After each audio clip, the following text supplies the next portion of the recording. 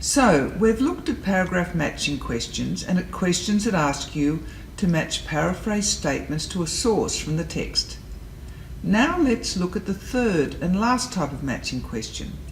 This is the hardest type of matching question. With this type of matching task, you get paraphrase statements of information in the text, like you do with the second type of matching task. But the purpose of this task is to decide whether these paraphrase statements apply to or are related to a set of categories in the box. You need an answer for each statement, and you can use the categories more than once. So, why is this question type so hard? Well, there are two reasons. First, as you saw in the example, you need to match information twice. You need to match the paraphrase statement to information in the text, and then you need to match each of the paraphrase statements to a small number of categories, or decide if, in fact, the statement relates to both categories or to neither category. The second reason is that you will not know if the statements are given to you in the same order as the text or if they are out of order. The only way you can work this out is by looking for key words in the paraphrase statements and scanning through the text to find them. In our example, which comes from paragraphs 10 to 13, you will find the statements are out of order.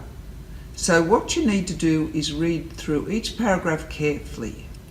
Stop after each few related sentences in the text. Do they match any of the statements? Are they paraphrases? Let's try with the first paragraph for this section, paragraph 10. Okay, so we read paragraph 10.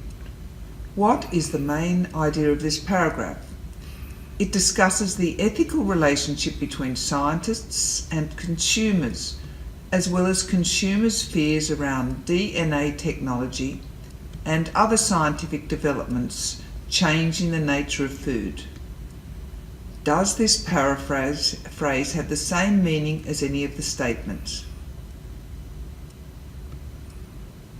Yes, question 14, where we have anxiety for fear and scientific developments for DNA technology and altering for transforming and the nature of familiar food products for agricultural plants and animals. Now we need to match this to a category.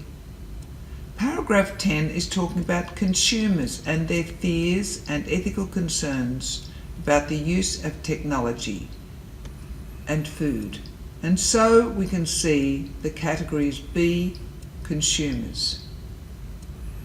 Now go to the next screen and try to do the rest of the questions yourself.